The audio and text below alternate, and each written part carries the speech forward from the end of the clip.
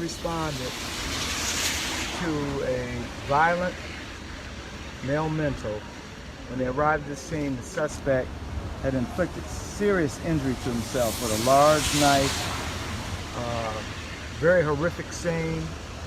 As the officers got there, they were doing everything they could to remove the weapon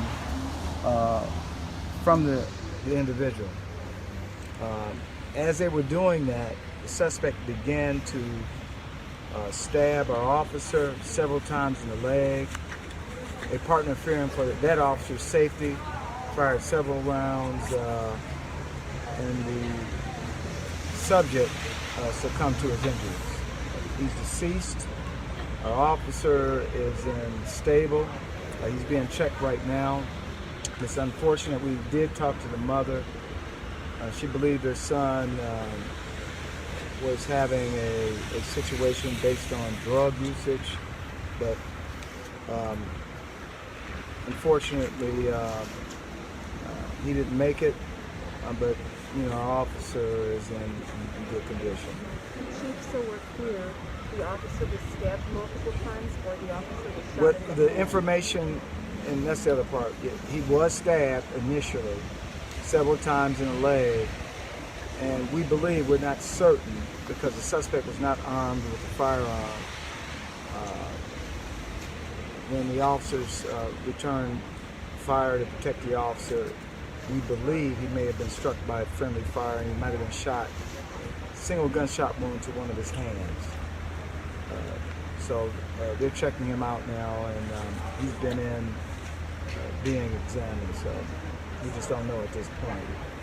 Tragic situation, but it could have been worse. And that's what our officers deal with every day. When you talk about dealing with a person having a mental crisis, who's armed with a weapon, who clearly, it was a very horrific scene, according to the information I got, in terms of the injury he inflicted on himself. It was tragic.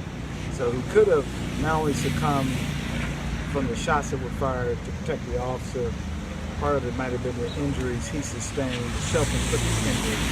We're just not certain yet, because it's very early in this investigation. Chief, a lot of us are carrying you live right now. Your reaction to the verdict in Minnesota? Well, you know, the one thing I can say is that the justice system worked. As many of you know, I was one of the first police chiefs that felt strongly that based on what I saw, and certainly that officer was entitled to due process, I clearly believe that his actions warranted a response by that department, and that response was simply place him under arrest, because like any citizen, if there's a crime committed, we arrest you doesn't mean that you're guilty. That didn't happen right away, but the justice system worked, and as you know, he was found guilty on all 3 counts. Still a stain on our profession. We had to deal with weeks and months of at times violent protests, but at the end of the day, the right thing was done. I applaud the courageousness of those jurors, and you know, we're going to continue to support our community. I'm going to continue to support the men and women of our profession. And this is not reflective of our profession. The vast majority of the men and women who serve every day do it right. Detroit police, I'm so proud of. We all know what happened just a night ago, where they were out doing their work, investigating a quintuple non-fatal shooting in a fatal accident, and an armed suspect came in and began firing at our officers. They have a very dangerous job. I applaud them for the heroes they are.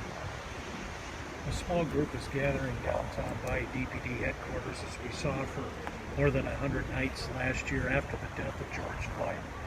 It's snowing, so that might dampen the crowd. Do you think this verdict changes the tone of what could happen on the streets of Detroit? Well, as I said and continue to say, this police department set the appropriate tone. We support the right to free speech. We support peaceful protest and marching. We absolutely never support criminal behavior.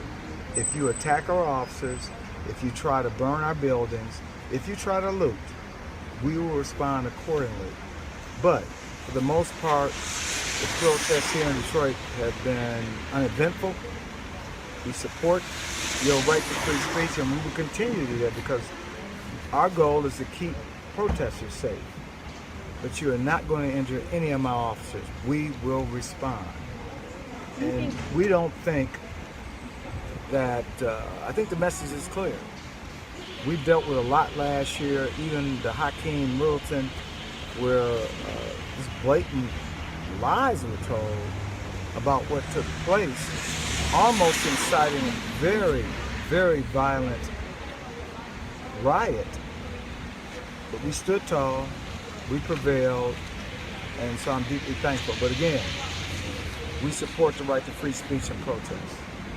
Chief, I was going to ask you, do you think Detroit was an aberration last year and that we didn't have things burning and looting and issues? Not an aberration, it's called leadership. Well, I was going to ask, do you think it's because of your relationship with the community? Absolutely. I'll tell you, and I appreciate, Maria, your question because I've had an opportunity to speak on this across this great nation because they want to know. We thought Detroit would burn. They want to know why didn't Detroit burn.